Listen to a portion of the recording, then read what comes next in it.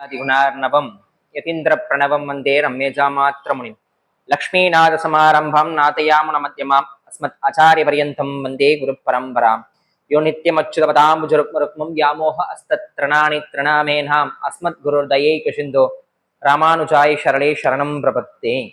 குடதிசை முறையை வைத்து குணதிசை பாதம் நீட்டி வடதிசை பின்பு காட்டி தென்திசை இலங்கை நோக்கி கடல் நிற கடவுளந்தை அரவணை துயிலுமா கண்டு உடனக்கு உருகுமாலோ என் செய்வேன் உலகத்தீரே என்கின்ற ஆழ்வாரின் பாசுரத்திற்கு ஏற்ப திருவரங்கத்திலேயே பள்ளி கொண்டிருக்கும் பெரிய பெருமாளையும் அன்றளர்ந்த தாமரையாய் வீற்றிருக்கக்கூடிய பெரிய பராட்டி தாயாரை முதற்கண் போற்று பணிந்து வணங்கிவிட்டு இடையில் காஷாயமும் திருக்கரத்தில் திருத்தண்டத்தோடு அருள் பாலிக்கக்கூடிய நம்பி ராமானுசர் திருவடிகளையும் போற்று பணிந்து வணங்கிவிட்டு அடியனின் ஆச்சாரியன் ஸ்ரீ ஸ்ரீ ஸ்ரீ அப்பன் பரகால ராமானுஜர் எம்பார் ஜியர் சுவாமிகள் அவர்களுடைய பொன்னடிகளையும் போற்று பணிந்து வணங்கிவிட்டு அடியனின் தமிழ் ஆசிரியை திருமதி சத்யா அம்மையார் அவர்களுடைய பொன்னடிகளையும் போற்று பணிந்து வணங்கிவிட்டு இந்த இன்பகரமான இரவு வளரக்கூடிய மாலை வேளை இதனிலே இன்றைய தினம் மகாபாரதத்திலே அழகான ஒரு பகுதி பாஞ்சாலி சபதம் என்கின்ற தலைப்பில் பேசுவதற்காக முனைகிறேன். மகாபாரதம் 5வது வேதம். அதை எழுதியவது வியாச பகவான். இதெல்லாம் சரி. ஆனா இந்த பாஞ்சாலி சபதம் அப்படின்றது நீங்க வியாச பாரதமாக இருக்கட்டும், இல்லைனாக்கா வெள்ளிபுத்தூராருடைய வெள்ளி பாரதமா இருக்கட்டும், ரொம்ப சாதாரணமா இருக்கும். ஆனா அத பாரதியார் எடுத்து தன்னுடைய விடுதலை புரட்சிய இந்த காப்பியத்துக்குள்ள கொண்டு வந்ததுதான் இதுல ரொம்ப அழகான நயம். அதுல இந்த அஸ்வமேத யாகம் எல்லாம் செய்யறான். எல்லாம் முடிச்சுட்டு அவங்கவுங்க நாட்டுக்கு வராங்க. அப்ப துரியோதனுடைய பொறாமை எப்படி எல்லாம் இருக்கு. ஏன்னா நிறைய செல்வங்களை அவன் கண்ணுக்கு நேரா பார்த்துட்டான் தருமனுடைய அரண்மனையில. தருமனுக்கு ஒவ்வொருத்தருக்கு ஒவ்வொரு வேலையை கொடுத்து வச்சிருக்கான் தர்மபுத்திரன். இப்ப நம்ம வீட்லயே ஒரு ஃபங்க்ஷன் நடக்குது. அப்பா தம்பி நீ இதை பார்த்துக்கோ, அக்கா நீங்க இதை பார்த்துக்கங்க, அத்திம்பேர் நீங்க இதை பார்த்துக்கங்க அப்படின்னு ஒவ்வொருத்தருக்கும் நம்ம ஒவ்வொரு வேலையை பகிர்ந்து கொடுப்போம் இல்லையா? அப்படி பகிர்ந்து கொடுக்கக்கூடிய அந்த வேலையில யாருக்காவது மனக்கஷ்டம் வந்தா என்ன பண்றது? மனக்கஷ்டம் வந்தா பரவாயில்ல, இங்க இவனுக்கு பொறாமை எண்ணங்கள் வருது. என்ன மாதிரியான எண்ணங்கள்? தர்மபுத்திரன் இப்ப இது பெரிய யாகம், கிட்டத்தட்ட 56 தேசங்கள் உள்ளது இந்த பாரத தேசம். 56 சின்ன சின்ன நாடுகளை எல்லாம் ஒருங்கிணைக்கப்பட்டது தான் இந்த பாரத தேசம். இந்த பாரத தேசத்திலிருந்து 55 நாட்டு தேசங்களிலிருந்தும் சிற்றரசர்கள், பேரரசர்கள் எல்லாரும் வருவாங்க. ஏன்னா இவன் சக்கரவர்த்தியாக முடிசூட்ட போகிறான். தனக்கு எதிரி யாரும் இல்லை, நானே ஒரே ராஜா அப்படின்னு தன்னுடைய தம்பிகளுடைய படைபலத்தாலும் தன்னுடைய தர்ம எண்ணத்தாலும் நிலைநாட்டிய பிறகு இந்த யாகத்தை செய்து முடித்த பிறகு இந்த விழாவை எடுக்கின்றான். அப்படி எடுக்கக்கூடிய அந்த வேளையிலே எல்லா நாட்டு அரசர்களும் வருவார்கள், முனிவர்கள் வருவார்கள், ரிஷிமார்கள் வருவார்கள். இப்ப வரும் பொழுது தர்மனை பார்க்கும்போது சும்மா பார்க்க கூடாதே அப்படின்றதுக்காக நிறைய பொருள்களை எல்லாம் கொண்டு வராங்க. 1000 முடி வேந்தர்கள் 10,000 குறுநிலத்தாரும் 1000 திரை கொணர்ந்தனர் அங்கு வைத்ததோர் வரிசையை மறந்திடவோ. அவன் சொல்றான் பாரதி, 1000 முடிவேந்தர்கள் அப்படின்றான். எவ்வளவு ஆயிரக்கணக்கான முடிவேந்தர்கள்லாம் அவங்க கொடுத்த பொருளை எல்லாம் வரிசைப்படுத்தி சொல்றாமாமா. நீ கேளு. யார்கிட்ட சொல்றான்? சகுனி மாமா கிட்ட சொல்றான். ஆணிப்பொன் கலசங்களும் ரவி அன்ன வயநல் வளையத்தின் மகுடங்களும் மாணிக்க குவியல்களும் பச்சை மரகதத்தின் திரள்கள் முத்துக்களும் பூனிட்ட திருமணிதாம் பல புது புது வகையில் பொலிவனையாம் காணிக்கையாய் கொண்டிருந்தனர். அந்த காட்சியை மறப்பது எளிதாமோ? நம்ம மனசுல ஒரு ஆழமா ஒரு காட்சி பதிஞ்சிடுச்சு அப்படின்னு சொன்னா அது ரொம்ப சீக்கிரமா அது மறையாது இல்ல. நம்ம ஒரு கோவிலுக்கு போறோம், அம்பாளுக்கு நல்லா அழகா மாம்பழ நிறத்துல ஒரு பட்டு, அதுக்கு அரக்கு நிறத்துல ஒரு பார்டர் அப்படி அழகா கட்டி இருந்தாங்கன்னாக்கா நமக்கு தோணும். ஆண்களுக்கு தோணுமான்னு தெரியல, கட்டாயமா பொம்நாட்டுக்கு தோணும். ஆஹா என்ன அற்புதமா அந்த கலர் பாரு, காம்பினேஷன். இப்பெல்லாம் செல்ஃப் பார்டர் அப்படின்றாங்கல்ல, அதெல்லாம் நல்லா இருக்காது. இந்த கான்ட்ராக்டா இருக்கிற பார்டர் எப்பவுமே நல்லா இருக்கும். மாம்பழ கலருக்கு அரக்கு பார்டரு, அரக்குக்கு பச்சை பார்டரு, பச்சைக்கு மஞ்சள் பார்டரு, இல்ல நீல பார்டரு, நேவி ப்ளூக்கு டார்க் நேவி ப்ளூ பார்டரு, இல்லையா? லைட் கலர் மேல வந்து பார்டர் வந்து நல்லா டார்க்கா வரணும். பாக்கு இந்த யானை கலரு ரொம்ப அழகா இருக்கும் பாக்க. நான் இப்பதான் சமீபத்துல காஞ்சிபுரம் போயிட்டு வந்தேன். அந்த அந்த அந்த அதனுடைய எஃபெக்ட் எல்லாம் இருக்குல்ல. இங்க அத நான் ஒவ்வொன்னையும் சொல்றான். வருஷப்படுத்தி வச்சிருக்காங்க மாமா. அது மட்டுமா? 4 வகை பசும் பொன்னும் ஒரு 4000 வகை பணக்குவையிலும் வேல் வகையும் வில் வகை யாவும் அம்பு விதானங்களும் தூணிய வாழ் வகையும் சூழ் வகையும் தடி வகையும் பல தோணி செய்யும் பறைகளும் கொணர்ந்தனர். என்னென்ன அவங்க கிட்ட என்னென்ன இருக்கும். இன்னைக்கு நம்ம யாரையாவது ஒருத்தர் போய் பார்க்கணும்னா அதுக்குன்னு மெனக்கடுறோம். அதை வாங்கிட்டு போலாமா, இதை வாங்கிட்டு போலாமா அப்படின்னு. அதெல்லாம் கிடையாதுங்க. ஒருத்தரை பார்க்க போகும்பொழுது சும்மா போக கூடாதுன்றது மரபு. நீங்க ராஜாவை பார்க்க போனாலும் சரி, முதல்ல கடவுள் கடவுள் ராஜா, அதுக்கு அடுத்தபடியாக குருமார்கள், அப்புறம் நம்மை விட வயதிலே பெரியவர்கள், அதுக்கடுத்து கர்ப்பிணி பெண்கள், குழந்தைகள், இவங்களெல்லாம் பார்க்க போகும் பொழுது வெறுங்கையுமா போகக்கூடாது. அப்ப என்ன பண்ணணும் அப்படின்னாக்கா, ஏதாவது வாங்கிட்டு போகணும் அப்படின்னு சொல்லி வச்சிருக்காங்க இல்லையா? இல்ல, அது வாங்கிக்கிட்டு போகணும்லாம் பழக்கம் கிடையாது. ஏதாவது எடுத்துட்டு போகணும். ஏதாவது எடுத்துக்கிட்டு போகணும். நம்ம கையில என்ன பொருள் இருக்கோ அதை எடுத்துக்கிட்டு போகணும். நீங்க ஆதி காலத்துல எல்லாம் பாருங்களேன், அந்த நாட்டுல என்ன விசேஷமோ, அவனுடைய ஊர்ல என்ன விசேஷமோ அதை கொண்டு போய் கொடுப்பான். நீங்க மராட்டியர்கள் கொண்டு வந்த கோதுமைக்கு பதிலா நம்ம ஊர்ல இருக்கக்கூடிய வெற்றிலையை நம்ம பண்டமாற்றம் செய்தோம். கேரளாவிலிருந்து தந்தங்களை கொடுத்தாங்க அப்படின்னாக்கா நம்ம ஊர்ல இருந்து பண ஓலைகளை நாம் சீர்படுத்தி கொடுத்தோம். அதுதான் முறை. நம்ம கிட்ட என்ன இருக்கோ அதை தான் கொடுக்கணும். நம்ம போய் அதுக்காக அவனுக்கு அது பிடிக்கும், அவனுக்கு இது பிடிக்கும், அவனுக்கு என்ன வேணாலும் பிடிக்கும் இல்லையா? அதுக்காக கொண்டு போய் நம்ம அதெல்லாம் வாங்கிட்டு போனோமா? இல்ல, நம்ம கிட்ட இருக்கக்கூடிய பொருளை என்னெல்லாம் இருக்கோ அதெல்லாம் கொண்டு போகணும். அதெல்லாம் சொல்லி முடிச்சுட்டு, கிழவியர் தபசியர் போல பல கிளிக்கதை படிப்பவன், இதெல்லாம் யாருக்கு தெரியுமா கொடுத்தாங்க? பாரதியார் சொல்றார், இதெல்லாம் துரியோதனன் சொல்றான், இதெல்லாம் யாருக்கு தெரியுமா கொடுத்தாங்க? கிழவியர் தபசியர் போல் கிழிக்கதை படிப்பவன் பொறுமை எனும் பழவினை முடியென்றும் சொல்லி பதுங்களில் நின்ற போன் தன்மையிலான் வழவழ தருமனுக்கோன்றான். அவன் ரொம்ப வீரமான தருமன்லாம் கிடையாது. ஏதோ எழுத்து நின்று வந்தா சண்டை போடலாம், சண்டை போட்டு ஜெயிச்சிடலாம், அவன் தலையை வெட்டலாம், அவன் கையை வெட்டலாம், அந்த மாதிரி ஆள்லாம் கிடையாது தர்மபுத்திரன். தர்மபுத்திரன் அப்படிப்பட்ட ஆளா? கிடையவே கிடையாது. வழவழ தருமனுக்கே மாநில மன்னவர் தலைமை தந்தனர் முழுவினை குடிக்கொண்டு புவி முழுவதையும் தனியே சூடிக்கொண்டான். இந்த பாரதம் முழுக்க அவனுக்கே பட்டம் கட்டி வைத்தார்களே. தம்பியர் தோல்வழியால் அவன் சக்கரவர்த்தி என்று உயர்ந்தான். அவன் சொந்தமாவ ஜெயிச்சான். 4 பேர் இருக்கான். 4 பேரும் 4 வகையில சிறந்தவர்கள். வில்லில் சிறந்தவன், பலத்திலே சிறந்தவன், ஜோதிடத்திலே சிறந்தவன், பறவை பட்சி மிருகங்களிலே பாசமாக பேசக்கூடியவன். இப்படி 4 விதமான தம்பிமார்களை வைத்துக் கொண்டு அவன் இந்த தேசத்தை வென்று விட்டான். வேள்வி செய்த நிலை முழங்கியதும் அப்புவி மன்னர் எல்லாம் அவன் ஆணைத்தம் சிரசிலே அணித்தவராய் நம்பரும் பெரும் செல்வம் என்னும் அவன் நல்கினர் சபையினே மொழிந்தனர். எப்படி பொறுத்திடுவேன் மாமா, அதை எப்படி பொறுத்திடுவேன்? இவன் இளமை வளமையும் அறியனோ. இது எல்லாருக்குமே இந்த பழக்கம் உண்டு. ஒரு நம்ம மத்தியிலே இருக்கக்கூடிய ஒரு குழந்தை, நம்ம மத்தியிலேயே பிறந்து வளர்ந்து ஒரு லெவலுக்கு மேல அது கொஞ்சம் வளர்ந்து ஒரு ஹையர் அஃபிஷியல் ஒரு பொசிஷன்ல போய் உட்கார்ந்துட்டுன்னு வச்சுப்போமே. அது ஒரு டாக்டரா இருக்கலாம், இல்ல ஒரு இன்ஜினியரிங்கா இருக்கலாம், இல்ல ஒரு கலெக்டரா இருக்கலாம், ஒரு அமைச்சரா வச்சுக்கலாம் இல்லையா, ஒரு குருமாரா வச்சுக்கலாம், ஒரு ஞானியா ஆகலாம். அந்த குழந்தை சுத்தி இருக்கும்ல, அந்த குழந்தையுடைய ஆரம்ப காலகட்டத்துல இருந்து பார்த்தவங்க என்ன பண்ணுவாங்கனாக்கா, எப்படி இருக்குது பத்தியா இன்னைக்கு, அது ஒரு காலத்துல எப்படி இருந்தது தெரியுமா? எனக்கு தெரியும். மூக்கு ஒழுகின்னு அத்தனூண்டு ட்ரௌசர் ஒண்ணு போட்டுக்கணு குடு குடு குடு குடுன்னு ஓடி வரும். மாமா மாமா மாமா எனக்கு பிச்சா வாங்கி கொடுமாமான்னு என்கிட்ட தான் கேட்கும். நான் என்ன கேட்குறேன், மூக்கு ஒழுகிற வயசுல மூக்கு ஒழுகதான் செய்யும், ட்ரௌசர் போடுற வயசுல ட்ரௌசர் போட தான் செய்யும், பிஸ்கெட் சாப்பிட்ற வயசுல பிஸ்கெட் சாப்பிட தான் செய்யும்.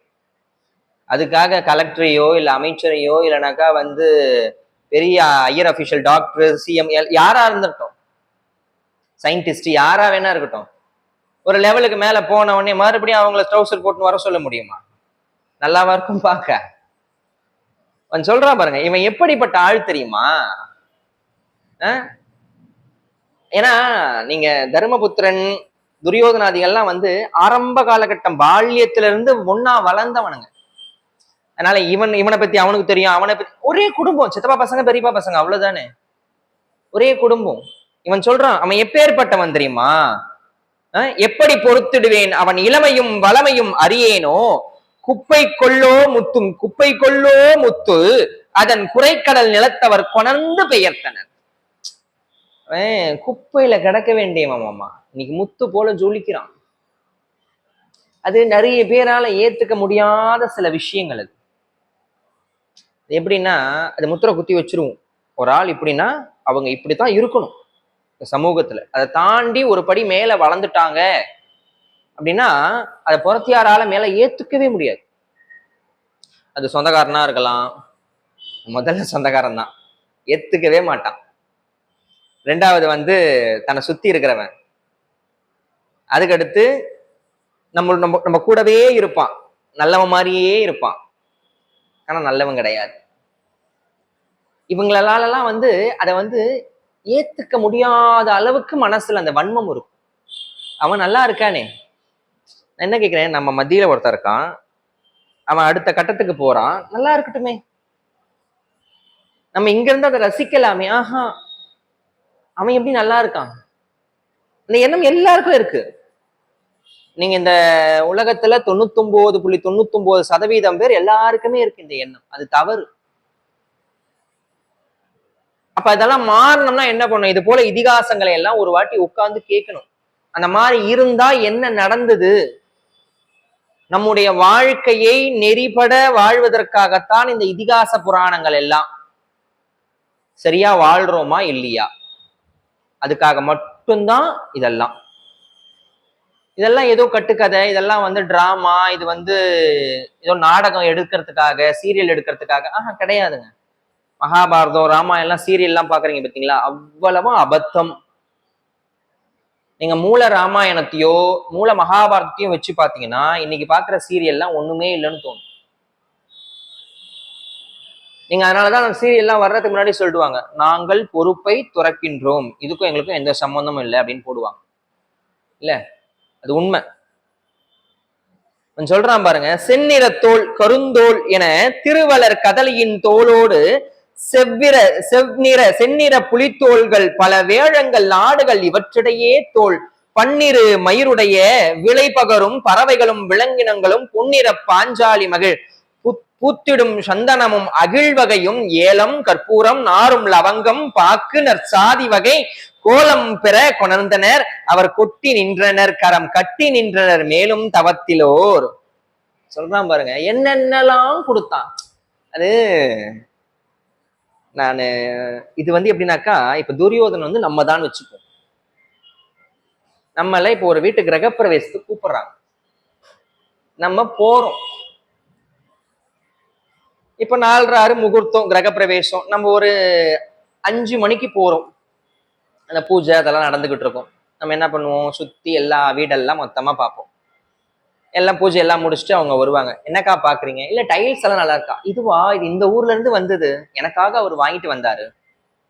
தரையெல்லாம் நல்லா இருக்கு. ஆமா, இது இந்த ஊர்ல இருந்து வந்தது. அது மேல இருக்கிறது அதுவும் அந்த ஊர்ல இருந்து.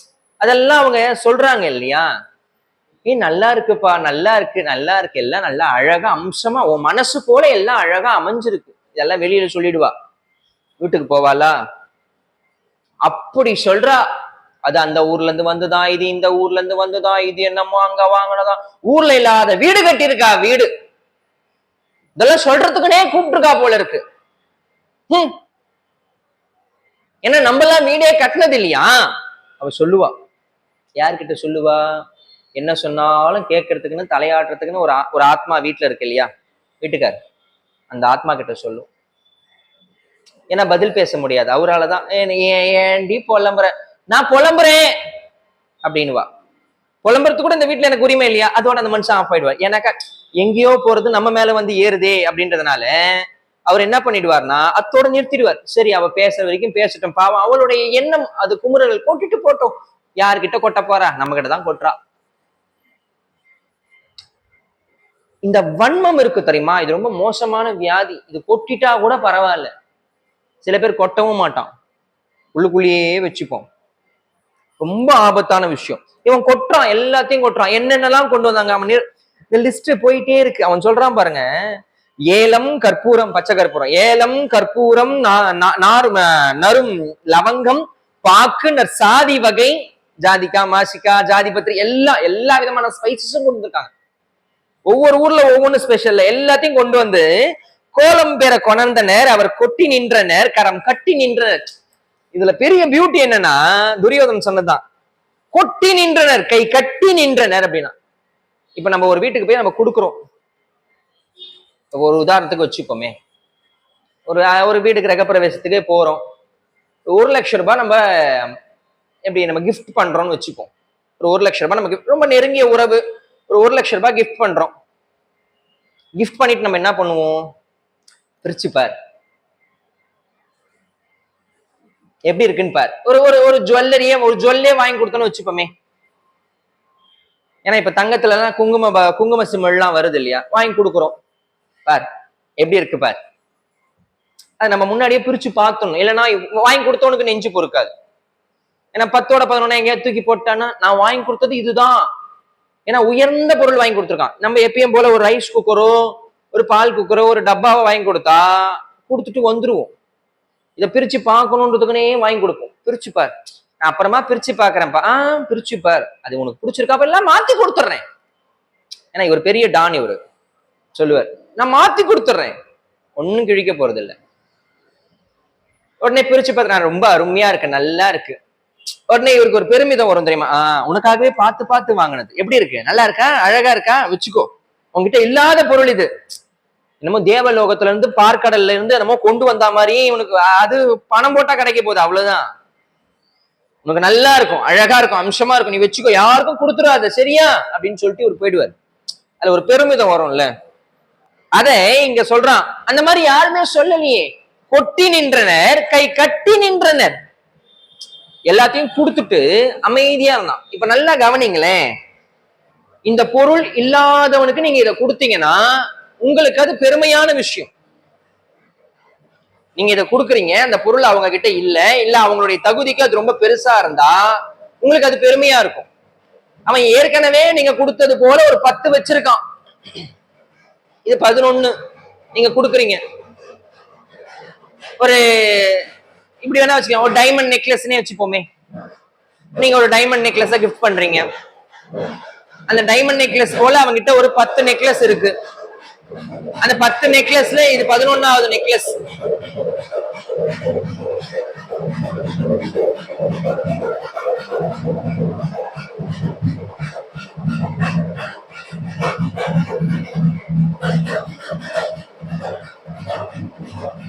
போறாரு.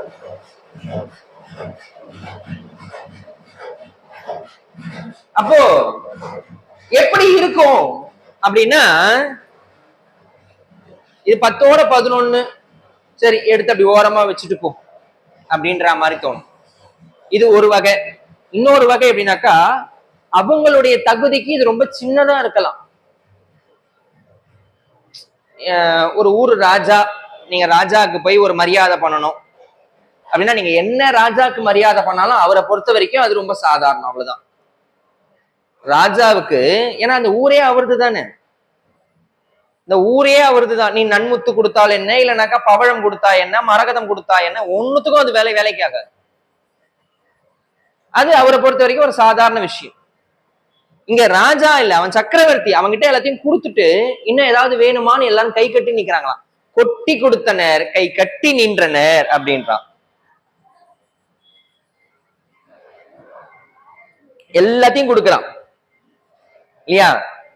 வெற்றிகோள் தருமனுக்கே அவன் வேள்விகள் பெரும்புகழ் விளையும் வண்ணம் நற்பல பொருள்கள் கொணர்ந்தனர் புவி நாயகன் திருதராஷன் என்று உரைத்தார். ஆடுகள் சிலர் கொணர்ந்தனர், பலர் ஆயிரம் பசுக்கள் கொணர்ந்தனர், மாடுகள் பூட்டின வாய் பல வகையோடு தானியம் சுமந்த வாய் ஈடேறு வண்டி கொண்டே பலர் எய்தினர், கரும்புகள் பல கொணர்ந்தனர், நடு நரும் தரையிலே வகை நரும் நாரத்தின் பொருள் பலர் கொணர்ந்தனர், நெய்குடம் கொண்டு வந்தர் மறை நேமங்கள் பார்ப்பனர் மகத்தினனுக்கே, மெய்குமின் கல்வகைகள் கல்கள் கொண்டு மூத்தினர் அரசினர் மேவுற வந்து, சால்வைகளும் போர்வைகளும் கம்பளங்களும் கைமுட்டின் கம்பல்களும் காண்பார் விழியற்கே, தந்தத்தில் கட்டில்களும். இன்னும் அடுக்கிக்கிட்டே போறான். போர்வை கொடுத்தானா, அது ஒவ்வொரு ஊர்ல இருந்து ஒவ்வொன்றும் வருது இல்ல, இது எல்லாமே அதுதான். அதாவது இந்த பாட்டு முழுக்கவே அதுதான் சொல்றான் பாருங்க. தந்தத்தில் கட்டில்களும் நல்ல தந்தத்தின் பல்லாக்கும் வாகனமும் தந்தத்தின் பிடிவாழும், அந்த தந்தத்திலே சிற்பத் தொழில் வகையும் தந்தத்திலான தானமும் பின் தாமணியும் இவை அமையும் தானத்தின் கணக்கிடவோ முழு தரணியின் தருவோ இத்தருமனுக்கோ கொடுத்தனர். எல்லாம் கொடுத்தாங்க. தந்தத்துல கட்டிலு, தந்தத்துல பல்லாக்கு, தந்தத்துல உடைவாள், எல்லாத்தையும் கொடுத்துட்டு அதுவும் இந்த பழாப்பன தருமனுக்கு கொடுத்துருக்காங்க பாரு. அவனுக்கு அதை யூஸ் பண்ண கூட தெரியாது. அவன் சொல்றான், யார் துரியோதனன் சொல்றான், அவனுக்கு அதை பயன்படுத்த கூட தெரியாது, அத போய் அவன்கிட்ட கொடுத்துருக்கான். சில பேருக்கு இந்த பழக்கம் உண்டு. கிச்சன் அப்படியே ரொம்ப சுத்தமா வச்சிருப்பாங்க, பார்த்துருக்கீங்க, பார்த்தவங்களுக்கு தெரியும். சமைச்சா தானே, எல்லாம் ஆன்லைன்லயே வாங்கிடுறோம். ஸ்விக்கி, ஜொமேட்டோ, இன்னும் வேற என்னென்ன ஆப் இருக்கோ எல்லாம் அதுலயே வாங்கிடும். இன்னும் சொல்ல போனா நீங்க ஈஸியார் பக்கம் என்னாக்கா வாஸ்துப்படி கிச்சனே இருக்காது, சில வீட்டுலாம் இருக்கும். இந்த அடிமனைக்கு வாஸ்துப்படி கிச்சன் இருக்கக்கூடாதுன்னு ஒரு வாஸ்து புருஷர் சொல்லியிருக்காரு எங்களுக்கு. அடிப்பாவி, அப்படிதான் தோணும். அப்ப சாப்பாடுக்கெல்லாம் என்ன பண்ணுங்க, இல்ல நானும் அவரும் ஆஃபீஸ்லயே சாப்பிட்டு வந்துருவோம். சூப்பர். எதுக்கு வீட்டுல சமைச்சுக்கிட்டு அதுக்கு தனியா மளிகை சாமான் வாங்கிட்டு அதுக்கு தனியா சமைக்கிற பாத்திரம் எல்லாம் இந்த கடைகள் எல்லாம் வந்து வாங்கிக்கிட்டு, அதெல்லாம் தேவையில்லாத வேலை. அதை தேய்க்கணும், அப்புறம் அதை சுத்தம் பண்ணணும், எதுக்கு? தண்ணி செலவாகும். இந்த மாதிரிலாம் நிறைய பைத்தியங்கள் கிறித்துவமா நாட்டுல அலையுது. சில பைத்தியங்கள்லாம் உண்டு. இப்போ சமீபத்துல ஒரு நிகழ்ச்சி பார்த்தேன் தொலைக்காட்சியில. கரண்டியே 50 வகை கரண்டி வச்சிருக்காளாம், அவளை வெட்டி வெயில்ல போடன்னு. எதுக்குன்னு தெரியல எனக்கு. இட்லி பாத்திரம் கிட்டத்தட்ட ஒரு 15 இட்லி பாத்திரம் இருக்கு. நான் பார்த்தேன், இப்ப சமீபத்துல பார்த்தேன். எதுக்கு? எதுலையுமே நீ இட்லி ஊத்த போறது இல்லை. அதிகபட்சமா எவ்வளவு இட்லி ஊத்துவேன்? 2 பேர் 3 பேர் இல்ல. இன்னைக்கு அதிகபட்சமா 4 பேருக்கு மேல எந்த வீட்லயும் இல்லையே. எங்கேயோ 1 2 அப்பா அம்மாவை வச்சு நான் வந்து தர்மத்தை காப்பாத்தணும் ஒரு 6 பேர், அவ்வளவுதான். அதை தாண்டி போனா 10 பேர்லாம் வந்து நான் சொல்றதெல்லாம் இப்பெல்லாம் ரொம்ப அதிகம். அவங்க எல்லாம் ஒரு 50 வருஷத்துக்கு மேல இருக்கிறவங்களா ஆளா இருப்பாங்க. அப்படி இருக்கும் பொழுது இதெல்லாம் வச்சு நம்ம மெயின்டைன் பண்ண முடியாது. ஒண்ணு ஒரு பக்கம் போனா இந்த எக்ஸ்ட்ரீம், இன்னொரு பக்கம் போனா இந்த எக்ஸ்ட்ரீம். இதுக்கு நடுவுல நம்ம வாழ்ந்துகிட்டு இருக்கோம். இங்க எல்லாத்தையும் சொல்லி முடிச்சா, இதெல்லாம் கொடுத்தாங்க அப்படின்னு ஒவ்வொன்னா சொல்லி சொல்லி சொல்லி இப்ப தர்மன் கிட்ட துரியோதனன் சொல்ல ஆரம்பிக்கிறான். சரி, என்னதான்டா பண்றதுன்னு சகுனி கேட்கிறான். எவ்வளவு கொடுத்தாங்கன்னு சொல்றேன், என்னதான் பண்றது அப்படின்னு கேட்கிறான். அவன் சொல்றான் பாருங்க,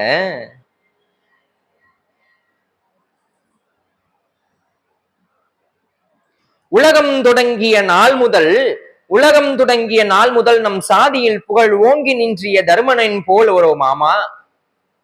நம்ம ஏன்னா அவனுடைய கணக்குல சொல்றான். நீங்க ஆரம்பத்துல இருந்து பாருங்களேன், தருமனை தான் ரொம்ப உயர்வா பேசிக்கிட்டு இருக்காங்க இந்த உலகத்துல. தருமனை போல கத்துக்கோ, தருமனை போல சாப்பிடு, இது வந்து ஆஸ் அ டீச்சரா சொல்லணும்னாக்கா, don't compare with other children. இது பெரிய ஆபத்து. சைக்காலஜிக்கலா சொல்லணும்னா அதான் உண்மையும் கூட. நம்ம என்ன பண்றோம், ஒரு வயசா இருக்கும், இல்ல ஒரு 6 மாசம் வித்தியாசம், இல்ல ஒரு 3 மாசம் வித்தியாசம், ஒரு வயசு வித்தியாசமா இருக்கும். அத்தை பையன், மாமா பையன், பெரியப்பா பையன், பெரியப்பா பொண்ணு, இல்ல எழுத்து விட்டு மீனாட்சி பொண்ணு இல்லையா, நம்மளுக்கு தெரிஞ்ச ஸ்கூல்ல இருக்கவங்க, அந்த மாதிரிலாம் இருக்கும் இல்லையா. இது தாய்மார்களுக்கு மட்டும் இல்ல, வீட்டுல பொதுவாவே சொல்றேன், எல்லா ஆண் பெண் இருவருக்குமே சொல்றேன். அந்த குழந்தை பாரு எப்படி சாப்பிடுது, நீயும் இருக்கியே. அந்த குழந்தை பாரு எப்படி ஓடி விளையாடுது, நீயும் இருக்கியே. அந்த குழந்தை பாரு எப்படி பேசுது, நீயும் இருக்கியே. அந்த குழந்தை பாரு 99 வாங்குது, நீயும் இருக்கியே. இது நீயும் இருக்கியேன்னு நம்ம அதை கேட்டுக்கிட்டே இருந்தோம்னா இந்த குழந்தைக்கு என்ன தோணும்னா 2 விஷயம் தோணும். ஒண்ணு, நம்ம இருக்கிறது பிடிக்கல போல இருக்குன்னு தோணும். இன்னொன்னு, அது இருக்கிறதுனால தானே நம்மள இப்படி கம்பேர் பண்ணிக்கிட்டே இருக்காங்க. அந்த குழந்தை மேல பகை உருவாகும். பகை உருவாகும். இங்க கம்பேரிசம் பண்ணாம ஒரு விஷயத்த நம்ம வந்து கொண்டு போக முடியாதுன்றதெல்லாம் நியாயமானதான், நான் இல்லைன்னா சொல்ல. ஆனா இது ஒரு கட்டத்துக்கு மேல எப்படி ஆகுதுனாக்கா, இப்ப 90 மார்க் வாங்குறான். 90 மார்க் வாங்கினாலும் பத்தலைன்னு சொல்ற நிறைய பேரண்ட்ஸை நாங்க பார்க்கிறோம். சுவாமி வருவாங்க டீச்சர்ஸ், பேரண்ட்ஸ் மீட்டிங் வருவாங்க பேரண்ட்ஸ். சார் இங்க பாருங்க சார், போன வாட்டி என் பொண்ணு என் பையன் 98 வாங்கினா, இந்த வாட்டி 95 வாங்கிட்டா சார். 3 மார்க் கம்மி ஆயிடுச்சு சார், என்ன சார் ஆச்சு? குழந்தை அதிகபட்சமா என்ன படிக்கும்? 8வது படிக்கும். குழந்தை அதிகபட்சமா ஏங்க 10வது கூட படிக்கட்டுமேங்க. நான் திருப்பியும் சொல்றேன், மார்க் ஒன்னுத்துக்கும் பிரயோஜனம் இல்லை. மார்க் அப்படின்ற நம்பர் இருக்கு தெரியுங்களா, 100க்கு 99, 100க்கு 100, 10 காசுக்கு பிரயோஜனம் இல்லை. ஆஸ் அ டீச்சரா நான் சொல்றேன். சரி, இப்போ எல்கேஜி யூகேஜி 2 வருஷம், அப்புறம் 1வதுல இருந்து 10வது 10 வருஷம், அப்புறம் 11 12, கிட்டத்தட்ட இதுல ஒரு 2 அதுல ஒரு 2, 14 வருஷம் குழந்தைங்க படிக்குது பள்ளிக்கூடத்துல. நீங்க 12th படிக்கிற குழந்தைய கூப்பிட்டு கேளுங்க, கண்ணா நீ 14 வருஷம் ஒரு பள்ளிக்கூடத்துல படிச்சிருக்க, அதாவது ஒரு பள்ளிக்கூடம் இல்ல, பள்ளிக்கூடத்துல படிச்சிருக்க, என்னெல்லாம் கத்துக்கிட்ட கேளுங்க பாப்போம். சேர்ந்தா மாதிரி ஒரு 10 திருக்குறள் சொல்ல சொல்லுங்க பாப்போம். 50 காப்பியங்கள்லாம் என்னன்னு சொல்ல சொல்லுங்க பாப்போம். கம்பராமாயணம் யார் எழுதுனாங்கன்னு இப்படியே கேளுங்க. ராமாயணம் கூட கேட்காதீங்க, கம்பராமாயணத்தை யார் எழுதுனதுன்னு கேளுங்க. அல்ஜிப்ரானா என்னன்னு கேளுங்க. H2Oனா என்னன்னு கேளுங்க. அதிகபட்சமா புத்தக புழு. இன்னைக்கு இருக்கக்கூடிய எல்லா சிலபஸுமே அப்படித்தான் இருக்கு. இது அப்படியே கரைச்சி வாதாபி ஜீரணாபின்ற மாதிரி உள்ள கொட்டணும். பேப்பர் கொடுத்தோடனே அதுல கொட்டணும். அதுல கொட்டின உடனே டீச்சர் அதுல ரெட்டா கொட்டணும். அப்ப மார்க்கா கொட்டும், நல்ல சீட்டு கிடைச்சிடும். அவ்வளவுதான். படிப்பு அப்படின்றது மார்க் பேஸ்ட், வாழ்க்கைன்றது மார்க் பேஸ்ட் கிடையாது. மனிதன் வாழ்வதற்காகத்தான் படிப்பே தவிர மனிதனை உருவாக்குவதற்காக படிப்பு கிடையாது. எப்படி வந்து மனிதனுக்கு பணம் வேணுமோ, மனிதனுக்கு பணம் வேணும், அவ்வளவுதான். பணமே மனிதனாக முடியாது. அது நிறைய பேருக்கு தெரிய மாட்டாங்க. நீங்க கொஞ்சம் யோசனை பண்ணி பாருங்களேன். நீங்க ரஜினியுடைய பாட்டு ஒண்ணு வரும், அது இதுக்கு முன்னாடி நிறைய வாட்டி கேட்டிருப்பீங்க, இதுக்கப்புறமும் கேளுங்க, நான் சொல்றேன். ஒரு 10,000 ரூபாய் கையில வச்சுக்கோங்க. ஒரு 10,000 ரூபாய் கையில வச்சுக்கோங்க. இந்த மாசம் என்னெல்லாம் பண்ணணும்னு யோசிங்க. அந்த 10,000 ரூபாயில அழகா யோசிப்பீங்க, நிதானமா யோசிப்பீங்க. அது துண்டு விழும், பட்ஜெட்ல துண்டு விழும், அதெல்லாம் வேற. ஒரு 10,000 ரூபாய்க்கு 2,000 ரூபாய்க்கு அரிசி வாங்கணும், 1000 ரூபாய்க்கு சிலிண்டர் வாங்கணும், மிச்சம் இதெல்லாம் வாங்கணும், போஸ்ட் ஆஃபீஸ்ல இவ்வளவு கட்டணும், இபி பில் இவ்வளவு வரும், இது கட்டணும், மிச்சம் நம்ம கையில இருக்கும், கரிகாலாம் வாங்கணும். இவ்வளவுதான் நீங்க யோசிக்கவே முடியும் அந்த 10,000 ரூபாய்க்குள்ள. அதிகபட்சமா ஒரு 10 லட்சம் ரூபாய் உங்களுக்கு அந்த மாசம் கையில வந்துருச்சு. எவ்வளவு? 10 லட்சம். நீங்க யோசிப்பீங்க? யோசிக்கவே விடாது அந்த பணம் உங்களை. அந்த பணம் உங்க மூளைய யோசிக்கவே விடாது. என்ன பண்ணும் தெரியுமா? அது உங்களுக்கு எஜமானாயி அது உங்களுக்கு பிளான் சொல்லும். 2 லட்சம் ரூபாய் எடுத்துட்டு போயிட்டு அந்த இடத்துல நகை வாங்கு, ஏன்னா கோல்டு ரேட் ஏறிக்கிட்டே போகுது. அப்புறம் ஒரு 5 லட்சம் ரூபாய் எடுத்துட்டு போயிட்டு ஊருக்கு வெளியில எங்கேயாவது எங்கேயுமே தெரியாத ஒரு வெட்ட வெளின்னு ஒண்ணு இருக்கும் தெரியுமா, ஊர் உள்ள எல்லாம் வாங்க முடியாது. 5 லட்சத்துக்கு நம்ம சும்மா எல்லாம் சொல்லக்கூடாது. இங்க இருந்து அவுட் ஆஃப் சென்னை போகணும் அப்படின்னு சொன்னா ஒரு 3 மணி நேரம் போய் அந்த இடத்துல போய் ஒரு ஒரு மட்டம் மல்லாக்கப்படுத்து வீட்டத்தை பாக்குற மாதிரி இருக்கும் இல்லையா, அந்த மாதிரி ஒரு இடம், ஒட்டல் பூமி. அங்க ஒருத்தன் நிப்பான், அந்த இடத்த விற்கிறதுக்குனே பாவம், அவனை கடவுள் அவனை படைச்சிருப்பாரு, அங்க விற்பான். நீங்க போய் அதை வாங்குனீங்கன்னாக்கா அடுத்த ஒரு 20 வருஷத்துல அது பன்மடங்கு போகும் அப்படின்னு. அது போகணும், இல்லைன்னா சொல்ல, அது ஒண்ணு வாங்குவீங்க. ஆனா இது எதுவுமே நீங்க முடிவு பண்ண முடியாதுங்க, இந்த பணம் உங்களை முடிவு பண்ண சொல்லும். 10,000 ரூபாய் கைக்குள்ள இருக்கும் பொழுது நீங்க அதுக்கு எஜமான், 10 லட்சம் ரூபாய் இருக்கும் பொழுது அது உங்களுக்கு எஜமான், அவ்வளவுதான் விஷயம். அவ்வளவுதான் விஷயம். சொல்றான் பாருங்க, உலகம் நாள் தொடங்கிய முதலாய் நம் சாதியின் புகழ் ஓங்கி நின்ற தருமனை போலவர் மாமனோ இலகு புகழ் மண்ணுபாதி முதிவருக்கோ மாமனே பொருள் ஏற்றமும் மாற்றம் இப்படி உண்டுகோள் மாமனே கலை உணர்ந்தமிழ் நல் வேதியர் பாவலர் செய்தவம் பழங்கற்பனை காவியம் பற்பல கற்பனை மாமனே பல கடல் நாட்டையும் இப்படி வென்றதை எங்கனம் சொல்ல பார்த்ததுண்டோ கதை உண்டோ புகழ் மாமனே. ஒவ்வொன்னா சொல்றான். என்னால ஏத்துக்கவே முடியாத விஷயமாமா. அவன் என் முன்னாடி அவன் அப்படியே வளர்ந்துகிட்டே போறானே. அவனை அழிக்கணும்னு நினைச்சேன், அவனுக்கு உயிரோடு தீ வைக்கணும்னு நினைச்சேன், முடியல. அதுக்கப்புறமா உருப்படாத ஒரு இடத்த கொடுத்தேன், அதுக்கு காண்டவ பிரஸ்தம்னு பேரு. அதை நல்லா அழகா சுத்தம் பண்ணி அதை தூய்மைப்படுத்தி அதை ஒரு நகரமாவே மாத்திட்டான், இந்திரபிரஸ்தமாக்கிட்டான். என்ன பண்ணாலும் அவன் இப்படி பண்றானே, என்ன பண்ணாலும் இப்படி பண்றானே. எத்தனை உலகில் மரப்பின் யானியம் மாமனே அவர் யாகத்தை என்றும் மறந்திடம் என்பதோ தான் விதிமுறச் சொன் பொருட்கள் யாவும் திகழ்கின் வேள்வியில் என்னை வெறுப்பனென்று பல உண்டோ. என்னை வெறுப்பேற்றுறதுக்குனே எனக்கு அந்த வேலையை கொடுத்தான். அவன் சொல்றான், என்னை வெறுப்பேற்றுறதுக்குனே எனக்கு அந்த வேலையை கொடுத்துருக்கான் மாமா. வர பொருளை எல்லாம் வாங்கி வாங்கி வாங்கி வாங்கி வைக்கிற வேலையை எனக்கு கொடுத்துருக்கான்.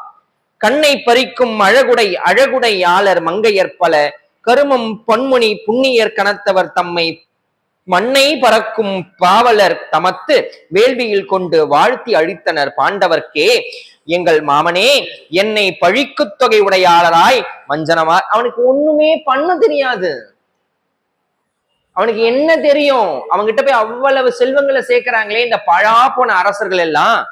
வேதியர் மந்திரத்தோடு பல் வாழ்த்துக்கள் ஓதினர் நாரதர் தாமும் அவ்வேத வியாசனும் அங்கன பலர் நன்னும் குறைத்தவர் பெருமை முனிவரும் பாரத வீரர் பாண்டவ வேள்விக்கு வந்தும் மாமரை ஆசிகள் கூறி மாமலர் ஆசிகள் கூறி பெரும் புகழ் தந்தும். எல்லாரும் வந்திருந்து அவனை வாழ்த்துறாங்களே. இது உச்சகட்டம். இது எல்லாரும் என்ன வாழ்த்துறாங்களே, எல்லாரும் என்ன வாழ்த்துறாங்களே, அவனை எல்லாரும் வாழ்த்திக்கிட்டு இருக்காங்களே. என்னால் அது பொறுக்க முடியலையே. அவனுடைய பொறாமையினுடைய உச்சம் இதெல்லாம். துரியோதனனுடைய பொறாமை எண்ணம். இவன் பார்த்தான், சகுனி பார்த்தான், சரி என்னடா பண்ண சொல்ற, அவனுக்கு அந்த புகழ் இருக்க கூடாது மாமா, ஏதாவது பண்ணு என்று சுயோதனன் கூறியே நெஞ்சம் ஈர்த்திட கண்ட சகுனித்தான் அட இன்று தருகுவேன் வெற்றியை இதற்கு இத்தனை வீண் சொல் வளர்ப்பது ஏன். நீ ஏண்டா இவ்வளோ பேசிக்கிட்டு இருக்க, அவனை அழிக்கணும் அவ்வளவுதானே. சகுனி முடிச்சுட்டான். நீ என்ன சொல்ல வர? தருமனை அழிக்கணும், பாண்டவர்களை அழிக்கணும் அவ்வளவுதானே. எதுக்கு இவ்வளவு மூச்சு அடக்கி பேசிக்கிட்டே போற? நீ ஏன் கவலைப்படுற? அட இன்று தருகுவேன் வெற்றியை இதற்கு இத்தனை வீண் சொல் வளர்ப்பதன் இனி ஒன்று உரைப்பேன் நல் உபாயம்தான் அதை ஊன்றி கருத்தோடு கேட்பையேல் ஒரு மன்று புனைந்திட செய்து நீ தெய்வ மண்டபம் மொத்த நலம் கொண்டு. சொல்றான் பாருங்க, நான் ஒன்னே ஒண்ணு சொல்றேன், நல்லா ஆழ்ந்து கேளு, நல்லா ஆழ்ந்து கேளு. துரியோதனன் கிட்ட சகுனி சொல்றான், மாமா சொல்றத நல்லா ஆழ்ந்து கேள்றா மருமகனே. ஒன்னே ஒண்ணு சொல்றேன், உனக்கு வெற்றி கட்டாயமா உண்டு. நல்லதா ஒரு மண்டபம் கட்டு. அது எப்படி? தெய்வ மண்டபத்திற்கு ஒத்தாக நலம் கொண்டதாக கட்டு. ஒரு மன்று புனைந்திட செய்து நீ தெய்வ மண்டபம் மொத்த நலம் கொண்டே மண்டபம் காண வருவீர் மன்னவர் தம்மை வர வழைத்து இங்கு கொண்ட கருத்தினை முடிவோ மெல்ல கூட்டியே சூதுபோர் செய்வோம். என்ன சொல்றான்? மண்டபம் காணவாரின் மகிழ்ச்சிக்கு சூதாடலாம் என்று சொல்லு. துரியோதன் சொன்னா, மாமா இது தருமமா? துரியோதன் சொன்னான், நீ சொல்றது நியாயமா? அவன் எப்பேற்பட்ட ராஜா, அவன் போய் சூதாடுவானா? உனக்கு எங்கேயாவது கொஞ்சமாவது மூளைன்னு ஒண்ணு இருக்கா அப்படின்னு கேட்டான். உனக்கு எங்கேயாவது கொஞ்சமாவது மூளைன்னு ஒண்ணு இருக்கா அப்படின்னு கேட்டான். சொன்னா, இங்க பேர் உன்னை விட தருமனே எனக்கு நல்லா தெரியும், அவன் கட்டாயமா சூத ஆடுவான். நீ ஒரு மண்டபம் மட்டும் கட்டு, நீ ஒரு மண்டபம் மட்டும் கட்டு, நான் பாத்துக்கிறேன். இங்கீது கேட்ட சுயோதனன் மிக இங்கீதம் சொல்லின மாமனே என்று சங்கிலி பொண்ணு மணியிட்ட ஒளி தாமமும் சகுனிக்கு சுட்டினான். பின்னர் இங்கு புவி மிசை உன்னை போல் இங்கு இல்லை சொல்லுவோர் என்று பொங்கவும் ஊவகை மறவோர் கட்டி பூரித்து மிம்மியும் தழுவினான். சொன்ன உடனே அவனுடைய உச்ச கட்டத்தினுடைய ஆனந்தம் துரியோதனனுக்கு. இங்கீது கேட்ட சுயோதனன் மிக இங்கீதம் சொல்லினன் மாமனே, எனக்கு நல்லதா வார்த்தை சொன்ன மாமா. அவனை அழிக்கணும்னு சொன்ன பத்தி அதான் நல்ல வார்த்தை. அதுக்காக நீ என்ன சொல்றியோ நான் செய்யறேன். சொன்ன உடனே நீ கவலைப்படாத மாமா அப்படின்னு சொல்லிட்டு கழுத்துல இருந்த சங்கிலி எடுத்து அப்படி போட்டானா மாமனுக்கு. நீ இதை வச்சுக்கோ, இது என்னுடைய கிஃப்ட் வச்சுக்கோ இல்லையா. இங்கீதம் சொல்லினன் மாமனே என்று சங்கிலி பொன்னின் மணி எட்ட ஒளி தாமமும் சகுனிக்கு சூட்டினான். பின்னர் எங்கும் பூவி மிசை உன்னை போல ஒரு மாமன் உண்டா இந்த உலகத்துல? எத்தனையோ மாமா இருக்கான். உன்னை போல ஒரு மாமா உண்டா? நீ அல்லவா எனக்கு தெய்வம்னா. உனக்கு நான் பொங்கலே வைக்கணும், உனக்கு நான் பொங்கலே வைக்கணும் என்று பொங்கும் மூவகையின் மார்புற கட்டி பூரித்து விம்மி தழுவினான். கட்டி பிடித்து ஆற தழுவி மாமனும் மருமகனும் ஒரு கட்டத்துக்கு மேல வந்து நேரா, சரி இது இப்படியே இருந்தா நல்லா இருக்காது, நம்ம நேரா உங்க அப்பா கிட்ட போவோம். எதுக்கு இப்ப அப்பா கிட்ட போகணும்? துரியோதனன், டேய் உங்க அப்பா தான்டா ராஜா, முட்டாள், உங்க அப்பா தான் ராஜா, உங்க அப்பா சொன்னாதான் அவனுங்க எல்லாம் வருவானுங்க. மற்றதன் பின்னர் இருவரும் அங்க மந்திர கேள்வி உடையவன் பெரும் கொற்றவர் கோத்திரம் திருதராஷன் சபை கூடி வணங்கி இருந்தனர். அருள் அற்ற சகுனி சொல்லுவான், ஐய ஆண்டுகை நின் மகன் செய்திகள் உடல் வெற்றி தூரும்பென தூருகினான், உயிர் வாழ்வை முழுதும் வெறுக்கின்றான். நேர சகுனி வந்து சகுனியும் துரியோதனும் நேரா திருதராஷனுடைய அரண்மனைக்கு போறாங்க. அரண்மனைக்கு போன உடனே அவனுக்கு கண்ணு தெரியாது திருதராஷ்டனுக்கு. சகுனி சொல்றான், இங்க பாரு அவசரப்படாத, நானே பொறுமையா பேசுறேன், நீ எதுவும் பேசிடார். அவன் சொல்றான் பாருங்க, சபை கூடி வணங்கி இருந்தனர் அருளற்ற சகுனின்றான். அருளற்ற சகுனியும் சொல்லுவான், ஐய ஆண்டகை நின் மகன் செய்திகள். மச்சான் கிட்ட சொல்றான், யாரு உனக்கு திருதராஷ்டிரன் கிட்ட சொல்றான், உங்க பையனை பாத்தீங்களா? பையன் எப்படி இருக்கான்னு தெரியுமா? எப்படி இருக்கும்? அவனுக்கு கண்ணு தெரியாது. உங்க பையன் எப்படி இருக்கான்னு உனக்கு தெரியுமா அப்படின்னா அவனுக்கு என்ன தோணும்? பிறந்த நாள் தொட்டு துரியோதனனுக்கு திருதராஷ்டிரனுக்கு கண் தெரியாது. யாரா? அவன் பிறந்ததுல இருந்து. அப்புறம் அவன் எப்படி துரியோதனன் பார்த்திருப்பான்? என்னடா ஆச்சு, ஏதுடா, என்னடா அடிபட்டுச்சா, என்ன எங்கேயாவது போருக்கு எங்கேயாவது போனியா, கை கால் ஏதாவது ஆயிடுச்சா? கிட்ட வந்து அப்படி தொட்டு தொட்டு தொட்டு தொட்டு பாக்குறான். அதெல்லாம் ஒண்ணு இல்லை. என்ன தெரியுமா? அவனுக்கு உடல் வச்சு இருக்கிறான். பழைய துணியெல்லாம் அவனுக்கு சரியா இல்லை, எல்லாம் ரொம்ப அளவு வந்து ரொம்ப அதிகமாயி போச்சு. அவன் ஆள் மெலிஞ்சிட்டான். ஏன் என்னாச்சு ஏது? உண்ப சுவையின்றி உண்கிறான், உடுப்ப திகழ உடுக்கின்றான், பல நண்பர்களோடு வைத்திட்டான், இள நாரியரை சிந்தை செய்திடான், புள்ளை காண்பச் சாலை கொண்டு போயினான். இதன் காரணம் யாதென்று கேட்பேயேல் தின்பதோர் மத்த தோழினை என்று தீய சகுனி செப்பினான். அவன் சாப்பிட்றத சுவைப்பட சாப்பிட மாட்டான், உடுத்துக்கிறத சந்தோஷமா உடுத்துக்க மாட்டேங்கிறான், பல நண்பர்களோடு சேர்ந்து பேச மாட்டேங்கிறான், இளம் பெண்களோடு அவன் இன்பம் துய்க்க மாட்டேங்கிறான். இதெல்லாம் அந்த காலத்துல ராஜாங்களுக்கு இருந்தது. இப்ப கூட யாராவது ராஜான்னு நினைச்சா செய்யலாம், தப்பில்லை. இதெல்லாம் வந்து அவன் செய்ய மாட்டேங்கிறான். நீ பாட்டு அமைதியா இருக்க. இதன் காரணம் யாதென்று கேட்பேயேல் உயர் தின்பதோர் மாடத்தோழினன். அவனுடைய தோல் திடமாக இருக்கும், இன்னைக்கு அது இல்ல, போயிடுச்சு. உடனே இவன் கேட்கிறான், திருதராஷ்டிரன் கேட்கிறான், ஏன் சமையல்கார் சரியில்லையா, சரியா சாப்பிட மாட்டேன்ற, ஏன் சமையல்கார் ஏதாவது அவனுக்கு வாய்க்கு ருசியா செய்ய மாட்டேங்கிறானா, சரியான ஆடை உடுக்க மாட்டான்னு சொல். அது இது எல்லாருக்கும் இது சில பேருக்குலாம் உண்டு. இது துரியோதன போல உண்ப சுவையின்றி உண்கிறோம். ஒரு தட்டுல ஒரு பலகாரம் வைக்கிறோம் அப்படின்னு சொன்னா அதை ரசிச்சு ருசிச்சு, அது ஆழகாலமாகவே இருந்தாலும் சரி. நம்மளுக்கு ஆழகாலம்லாம் வச்சிட மாட்டாங்க, அது வேற விஷயம். சில பேர் வீட்டுல ரசமே அப்படித்தான் இருக்குன்றீங்களா? நம்மளுக்கு ஆழகாலமே வச்சாலும் சரி, அதை ரசிச்சு ருசிச்சு சாப்பிடணும். அது வேண்டாம் அப்படின்னு ஒதுக்கிறது முதல்ல. அதை கம்பல் பண்ணி அதை கொடுக்குறோம் அப்படின்னு சொன்னா அதை எடுத்து மொத்தமா அப்படியே உருட்டி அது என்னமோ ஆழகாலத்தை முழுங்குறத விட ரொம்ப சுவாமி ஆழகாலத்தையே ரொம்ப அழகா விழுங்கினார், அது வேற விஷயம். இவன் அதை விட மோசமா அது அப்படியே அஷ்டகோணல்ல போகும் அந்த மோகம். நீங்க எனக்கு நல்லா ஞாபகம் இருக்கு, அடியேன் சின்ன வயசுல ரொம்ப பால்யத்துல சொல்றேன், ஒரு 5ஆவதுக்குள்ள அப்பெல்லாம் என்னுடைய தாயார் என்ன பண்ணுவாங்கனாக்கா அந்த கீரை இருக்கு இல்லையா, அதுல ஒரு சாம்பார் பண்ணுவாங்க.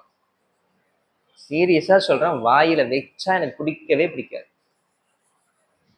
எனக்கு அவ்வளோ வெறுப்பா இருக்கும். அதுல எப்படி நான் அடி வாங்குவேன் அப்படின்னா, அந்த கீரை இல்லாம சாம்பார் எடுத்து ஊத்த சொல்லுவேன், என் தட்டுல விடணும். அது பெரிய டாஸ்க்கு. ஏன்னா நான் என்ன பண்ணுவேன்னாக்கா அந்த கீரையெல்லாம் ஒண்ணு தட்டுல வந்துட்டுனா சாப்பிட்டுதான் ஆகணும், இல்லைன்னா அடி விழும். அதுக்காக என்ன பண்ணுவேன்னா எல்லாரும் சாப்பிட்டதுக்கு அப்புறமா அந்த தட்டுல அந்த கீரையெல்லாம் அந்த பாத்திரத்துல இந்த கீரையெல்லாம் ஓரமா அது எப்படியோ ஒரு 10-15 கீரையாவது வந்து என் தட்டுல விழுந்துரும். அவ்வளோ அடி வாங்குவேன். எங்க அடியனுடைய தாயார் சொல்லுவாங்க இப்ப கூட, என் பிள்ளைங்களை வந்து நான் வந்து படிக்கலைன்னு அடிச்சது கிடையாது, விளையாடுறானுங்கன்னு அடிச்சது கிடையாது, அமக்கலம் பண்றாங்கன்னு அடிச்சது கிடையாது, சேட்டை பண்றாங்கன்னு அடிச்சது கிடையாது, ஆனா சாப்பிடலன்னா அடிப்பேன். அடியனுடைய பொண்ணுக்கு கூட அந்த இது உண்டு, சொல்றது உண்டு. இப்ப சாப்பாடு அப்படின்னு எடுத்தாலே இன்னைக்கு நிறைய குழந்தைகளுக்கு வந்து மெனு அவங்க சொல்றாங்க, எனக்கு இதுதான் வேணும், எனக்கு நீங்க இது பண்ணி கொடுத்துருங்கம்மா, நான் அதை சாப்பிட்டுருவேன். நீங்க 99.99% எல்லாருடைய கிரகத்திலையும் இது நடக்குது. நாளைக்கு என்ன பாப்பா வேணும், எனக்கு இது பண்ணி கொடுத்துருங்கம்மா. அப்பெல்லாம் அப்படி கிடையாது, நாங்க வளரும் போதெல்லாம் அதெல்லாம் கிடையாது. என்ன செய்யறாங்களோ அதை சாப்பிட்டோம். எங்க ஜென்ரேஷனோட அது முடிஞ்சிருச்சு. இப்பெல்லாம் வந்து அவங்களுடைய விருப்பத்துக்கு ஏத்த மாதிரி தான் நாங்க சாப்பிடுறோம். இதுல இந்த 90s கிட்ஸ் எங்களை மாதிரியான கஷ்டம் என்ன தெரியுமா, அது ரொம்ப கஷ்டம். என்னன்னா நாங்க வாத்தியாருக்கு பயந்தோம், இப்ப வாத்தியாரா இருக்கும் போதும் பயப்படுறோம். ஏன்னா எப்ப எவன் எங்கிருந்து எதை கொண்டு வருவான்னு தெரியாது ஒண்ணு, சரிங்களா? அப்போ நாங்க பெத்தவங்களுக்கு பயந்தோம். ஆமா, அடிப்பாங்களோ திட்டுவாங்களோ, இப்படி பேசினா திட்டுவாங்க, பெரியவங்க பேசும்போது உட்காரக்கூடாது, உள்ள போ பெரியவங்க பேசுறோம்ல அப்படின்னுவாங்க. டிவி எல்லாம் எங்க இஷ்டத்துக்குலாம் நாங்க ரிமோட் எடுத்தது சரித்திரமே கிடையாது, டிவி ஆன் பண்ணி சரித்திரமே கிடையாது. எங்க வீட்டுல நான் இருக்கும் போல எங்க கிரகத்துல எனக்கு வந்து கலர் டிவிலாம் வந்துடுது, ரிமோட்லாம் எடுத்தா கை முட்டி உடஞ்சிரும். எங்க வீட்டு தோசை திறப்பி அப்புறம் அந்த அண்ணன் வெட்டி எல்லாம் பாத்தீங்கன்னாக்கா அது அது அந்த முனையெல்லாம் வந்து கூர் மங்கி மங்கி இருக்கும். ஏன் அடிப்பாங்க, அதுலயே அடிப்பாங்க, அவ்வளவு அடி வாங்கியிருக்கும். கரண்டி எல்லாம் வந்து இப்படி வளைஞ்சிருக்கும். ஏன்னாக்கா அதெல்லாம் எங்க கைங்கரியம், எங்களை அடித்ததுனால அது வளைந்து விட்டது. இப்பெல்லாம் நீங்க திட்டவே கூடாதே, அப்புறம் தானே அடிக்கிறதெல்லாம், திட்டினாலே பிரச்சனை. அதனால எங்களுடைய ஜென்ரேஷன்லாம் ரொம்ப பாவப்பட்ட ஜென்ரேஷன், அதுக்கும் பயந்தோம். இப்ப இருக்கிற அடுத்து எங்களுக்கு அடுத்து வர ஜென்ரேஷன் எங்களுடைய குழந்தைங்களுக்கும் நாங்க பயப்படுறோம். ஐயோ அது அது அவன் ஏதாவது சொல்லுவாளோ, அந்த குழந்தை ஏதாவது சொல்லுமா, அவன் ஏதாவது சொல்லுவானோ அப்படின்னு. அது ரொம்ப கஷ்டம். இவன் சொல்றான், தந்தை இவ்வூரை கேட்டதால் உள்ளம் சாலவும் குன்றியே வருந்திய என்று மைந்தன் எனக்கு வருத்தம் வருத்தம் ஏன், இவன் வார்த்தையில் ஏதும் பொருள் உண்டோ, இவன் வார்த்தையில் ஏதும் பொருள் உண்டோ, இந்த வீதத்தில் கூரை உண்டு யாரும் எதிர்த்து வருவார் உண்டோ, நின்ற சிந்தையில் என்னும் பொருள் எல்லாம் கனந்து தேடிக்கொண்டிருந்தன இல்லையோ, இன்னும் தொடுத்த உணவுகள் இன்னமுது ஒத்த உணவுகள். இதெல்லாம் கேட்ட உடனே சொல்றான், ஏண்டா உனக்கு என்னடா ராஜா குறை, நீ ராஜாடா, நீ இளவரசன்றா, உனக்கு என்ன வேணும், தந்தை ஊரை கேட்டதால் உள்ளம் சாலவும் குன்றி வருந்தி. அவனுக்கு புள்ள சாப்பிடலன்ன உடனே அவனுக்கு அப்படியே, ஏன்னா திருதராஷ்டனுக்கு என்ன பிரச்சனைனாக்கா புத்திரபாசம் ரொம்ப அதிகம், புத்திரபாசம் அதிகம். ஏன்னா 100 பிள்ளை, தன்னுடைய பிள்ளைகளை எல்லாம் பாதுகாத்து வைக்கணும் அப்படின்றதுக்காகவே அவன் போராடிக்கிட்டு இருந்தான். கடைசி நாள் மட்டும் மகாபாரதத்துல அவனுடைய கடைசி இறுதி காலம் மட்டுமே அவன் யாருக்காக வாழ்ந்தான்னா தன்னுடைய பிள்ளைகளுக்காக மட்டுமே வாழ்ந்தான். அதுவும் தவறு,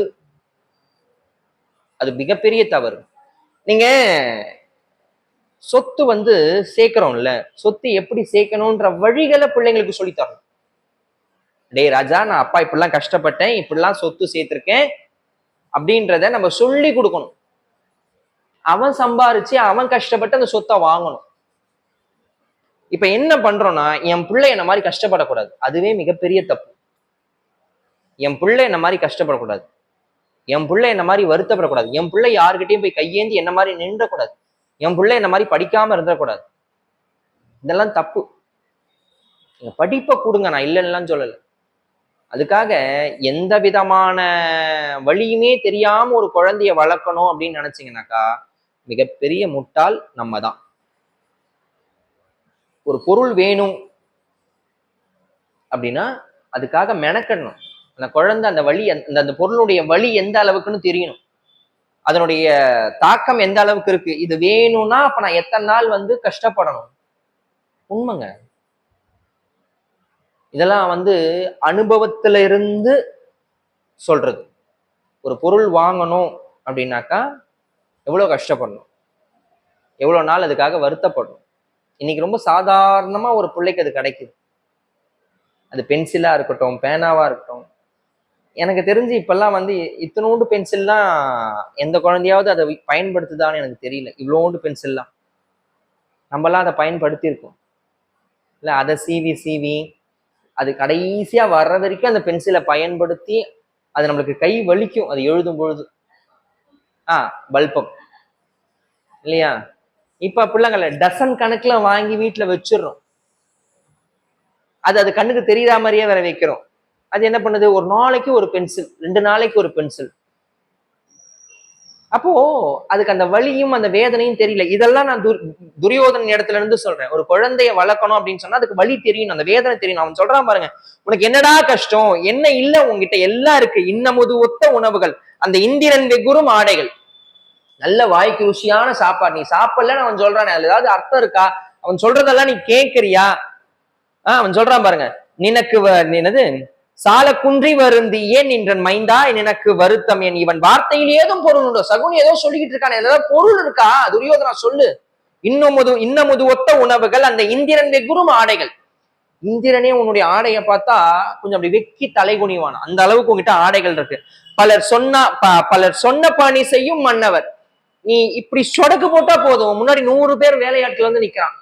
உனக்கு என்ன வருத்தம், உனக்கு என்ன கஷ்டம் சொல்லு, அதை நான் செஞ்சிடலாம். வருத்தம் என்பது தவிர்க்கும் அமைச்சர்கள். உனக்கு வருத்தம்னு சொன்ன உடனே அந்த வருத்தத்தை தீர்க்கக்கூடிய அமைச்சர்கள் உன் பக்கத்துல இருக்காங்க. இந்த நானிலம் எங்கும் புகழ் பெரும் புகழ் மிஞ்சிய மன்னவர் அப்பாண்டவர் சோதரர், அதை வாய்த்ததும் உனக்கு துயர் உண்டோ அப்படின்னா. எல்லாத்துக்கும் மேல இந்த மாநிலம் முழுக்கும் ஆளக்கூடிய பாண்டவர்கள் உனக்கு சகோதரர்கள். அங்கதான் கஷ்டமே துரியோதனனுக்கு. இந்த மாநிலம் முழுக்க ஆளக்கூடியவர்கள் உன்னுடைய சகோதரர்கள், உனக்கு என்ன வேணும் சொல்ல அவங்க செய்ய போறானுங்க. இதை சொன்னவனே அவனுக்கு கோபம் இன்னும் அது அதிகமாகுது. தந்தை வசனம் செவியூற்றே கோடி சர்ப்பத்தை கொண்டதோர் கோமகன் வெந்தழல் போல சீனம் கொண்டு தன்னை மீறி சொல்ல பல விளம்பினான். இவன் மந்த மதி கொண்டு சொல்வதை அந்த மாமன் மதித்துரை செய்குவான். ஐய சிந்தை வெதிப்பியும் கேள் சொல்ல சீரி மொழிகள் உரைப்பியேல். இதை கேட்டவனே அவனுங்க இருக்கும்போது உனக்கு என்னடா குறைன்னு கேட்டதுதான். எப்படி ஒரு சர்ப்பம் எப்படி சீறி வெகுண்டு நிற்குமோ அது போல சீறி வெகுண்டு எழுந்து நின்று கேட்கிறான். உடனே மாமன் பார்த்தா, இங்க பாரு, அவசரப்படாத இரு, காரியம் ஆகணும், அவசரப்படாத இரு சொல்லி முடிச்சுட்டு கேட்கிறான். நீ பெற்ற புத்திரன் என்றோ மன்னவர் நீதியில் அடி என்றோ ஒரு தீபத்தில் சென்று கொளுத்திய பந்தம் தேசும் குறையும் எரியுமோ செல்வ தபத்தை நெஞ்சிலே வளர்த்தியோ மன்னர் சாத்திரம் முதற் சூத்திரமோ பின்னும் ஆபத்து அரசர்கள் வேறுண்டோ தம்மில் அந்நியர் செல்வம் மதிப்பியேல். வேள்விகள் அன்று அந்த பாண்டவர் நம்மை வேண்டுமற்றும் கூரை செய்தனர். ஒரு வேள்வியால் மகனின் பலர் கேலி செய்தேன் என் புவி ஆளுவினை முன்னர் கேணி புகழ் ஆர்த்திலை ஒன்றும் கொள்வதை பற்றி வாழ்விழி மாந்தர் தம்மை கைய மக்களை எண்ணி நகைத்திட்டனர். என்னென்னலாம் பண்ணாங்க தெரியுமா? உன் பிள்ளைய அந்த இடத்துல சபையில வச்சு நம்மள வேணும் மட்டும் அந்த சபையில அசிங்கம் பண்ணி அனுப்பிச்சாங்க பாண்டவர்கள். நீ பாண்டவர்கள் ரொம்ப பெருசா பேசுறியப்பா, நம்மளை எந்த அளவுக்கு அவமானப்படுத்த வேண்டுமோ, எந்த அளவுக்கு நம்மை அசிங்கப்படுத்த வேண்டுமோ அந்த அளவுக்கு அவனுங்க நம்மளை அசிங்கப்படுத்தி அனுப்புனாங்க. என்னடா பண்ணானுங்க, என்னடா செஞ்சானுங்க? அவன் சொல்றான் பாருங்க, வேள்வியில் அன்று ஆர்ந்த பாண்டவர் நம்மை வேண்டும் மட்டும் குறை செய்தனர். பல வேள்விகளால் தூண் மகற்கு பல வேள்வியால் தூண் மகற்கு பலர் கேலி செய்ய நகைத்தனர். நானு தெரியாம அப்படி விழுந்துட்டேன். உடனே எல்லாம் சிரிச்சுட்டான். அது அந்த பாஞ்சாலி சிரிச்சுட்டான். அவன் சொன்னான், டே எல்லாம் சரிடா, எல்லாம் சரி, நான் இல்லைன்னு சொல்ல. தெரியாம ஒருத்தன் விழுந்துட்டானா பெற்ற தாயே கூட சிரிப்பா.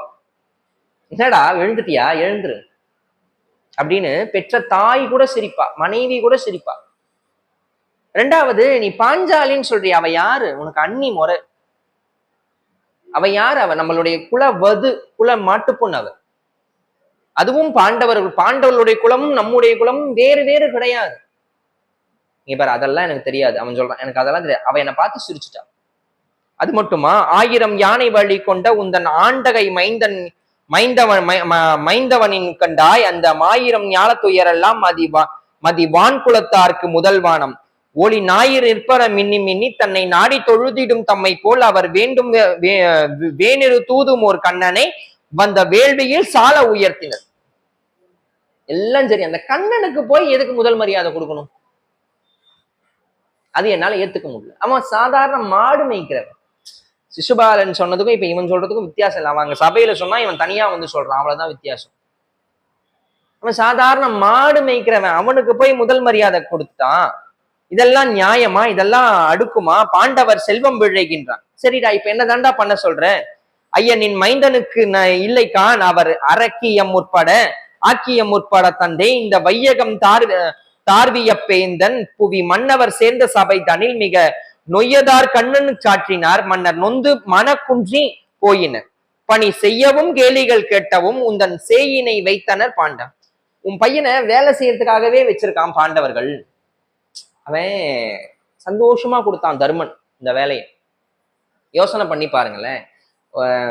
என்னுடைய குடும்பம், என்னுடைய தம்பி வர பொருள்களை வாங்கி வைக்கிறது உன்னுடைய கடமை, உன்னுடைய ஒரு சின்ன வேலை.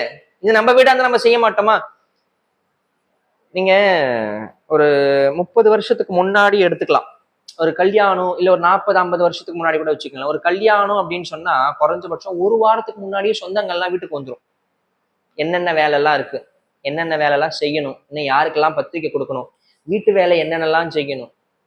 இந்த எனக்கு தெரிஞ்சு சொன்னேன், வத்தல் வடகம் இதெல்லாம் போடுறதுக்குனே ஒரு கும்பல் இருக்கும்.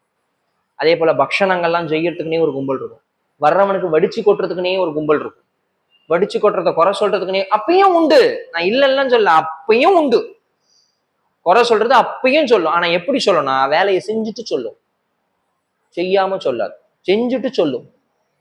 இப்ப எப்படின்னா, ரொம்ப நெருங்கின சொந்தமாவே கூட இருக்கட்டுமே, நீங்க சொல்றீங்க இல்லையா, ரத்த சொந்தம், பிளட் ரிலேஷன்ஸ், அப்பேற்பட்ட சொந்தங்களாகவே இருந்தாலும் சரி, எப்படி இருக்குனாக்கா, ரிசப்ஷன் போனா கல்யாணத்துக்கு போக வேணாம், கல்யாணத்துக்கு போகலான்னு முடிவு பண்ணிட்டா ரிசப்ஷனுக்கு வேற எங்கேயாவது போயிட்டு வந்துடலாம். இப்படிதான் இருக்கும். இதுல சொந்தங்கள் எங்க இருக்கு? அப்புறம் தானே ஒரு நாளைக்கு முன்னாடி வர்றது, 2 நாளைக்கு முன்னாடி வர்றது. நம்ம கல்யாணத்துக்கே ஆன் டைமுக்கு தான் போறோம். அக்ஷதை கொடுப்பாங்க, அப்படி தூக்கி போடுவோம். அதுவும் அவங்க மேல போட மாட்டோம், அப்படி தூக்கி தலையில போட்டுருவோம், அவ்வளவுதான். அக்ஷதை போடுற வழக்கமே இப்ப மாறி போச்சு. எல்லாம் அங்கங்க நின்று அப்படி அப்படியே போடுறாங்க. கல்யாணம் ஆகி முடிச்சோடனே மணமக்களை அழைச்சிட்டு அப்படி கீழே வரைக்கும் போகணும். அப்ப எல்லாரும் அவங்கவுங்க இடத்துல இருந்து அக்ஷதை போடணும், அது ஆசீர்வாதம். இவன் கையில் அக்ஷதையை வாங்கிக்கின்னு ஊர் கதை முழுக்க பேசுவான், புறணிதான், வேற என்ன. அப்ப அந்த அக்ஷதைக்குன்னு ஒரு சக்தி உண்டு இல்ல. அக்ஷதை கையில வச்சுக்கிட்டே, வித்யா இது எப்படி சுத்தி இருந்தது தெரியுமா, இன்னைக்கு பாரு எப்படி பதம்பத்து போயிருது பாரு. ஆண்டிய எனக்கு தெரியும், எங்கெங்கெல்லாம் போனான்னு தெரியுமா. கையில அக்ஷதை, அவ்வளவு மந்திரங்களை சொல்லி அவ்வளவு நேரம் அதை பூஜை பண்ணி கையில கொடுத்தா, அக்ஷதையை வச்சுக்கிட்டு அவ்வளவு ஊர்வம்பு. அப்புறம் நீ ஆசீர்வாதம் பண்ணா என்ன, பண்ணலாம் என்ன. இந்த மனம் இருக்கு தெரியுமா, அந்த மனம் தாங்க, எண்ணம் தான் வாழ்க்கை. அது நல்லா இருக்கணும். எல்லாருக்குமே சொல்றேன், எல்லாருக்குமே பொதுவா சொல்றேன், நல்லதே நினைக்கணும், நல்லதே நடக்கும்.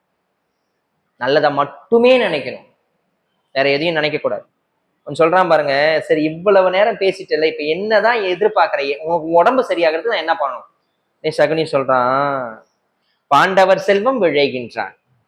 பாண்டவர் செல்வம் விழைகின்றான், புவி பாரத்தை வேண்டி குழைகின்றான். மிக நீண்ட மகிழ்தல முற்றிலும் உங்கள் நேமி செழும்புகழ் கேட்கிறான்.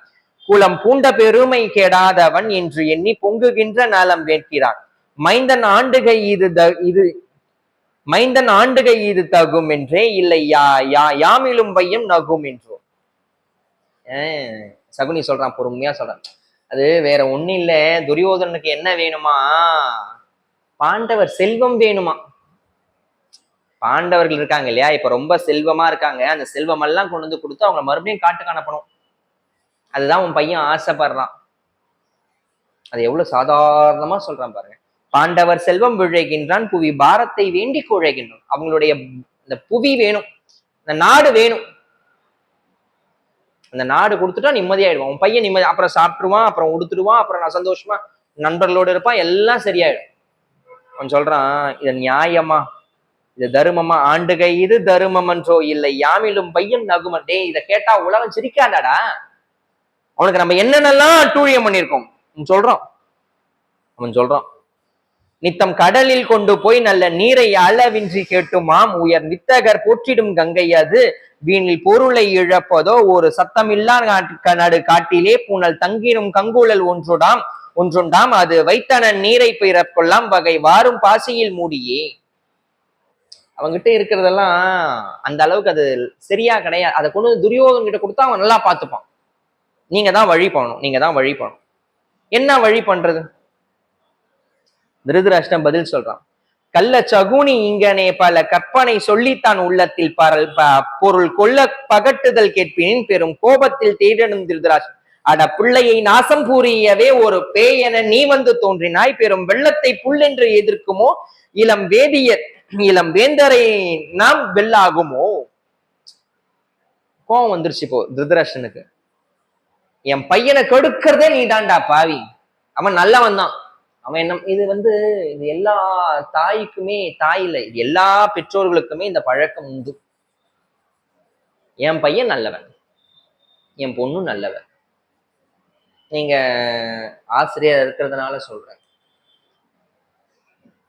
ஒரு பேரண்ட்டை கூப்பிட்டு உங்க பையன் இந்த மாதிரி பண்ணான், 2 பசங்களோட சேர்ந்து இந்த மாதிரி ஒரு பிரச்சனை ஆயிருக்கு, இந்த மாதிரி ஏதோ ஒண்ணு ஆயிப்போச்சு, இதுக்கு என்ன நீங்க என்ன சொல்ல விரும்புறீங்க? உடனே அந்த பேரண்ட் சொல்லுவாங்க, அந்த தாய்மாரோ இல்லை அந்த தந்தையோ சொல்லுவாங்க, என் பையன் மேல தப்பு இருக்கட்டும்ங்க, நான் இல்லைன்னு சொல்ல. அதை ஒத்துப்பாங்க ஃபர்ஸ்ட். ஏன்னா இப்பெல்லாம் அந்த அக்செப்டுக்கு வந்துட்டாங்கல்ல. என் பையன் மேல தப்பு இருக்குதான், நான் இல்லைன்னு சொல்ல, ஆனா என் பையனை கெடுக்கிறதே இவனுங்க தான். இது பொதுவாவே அடியனுடைய கிரகத்துல நடக்கிற விஷயம்.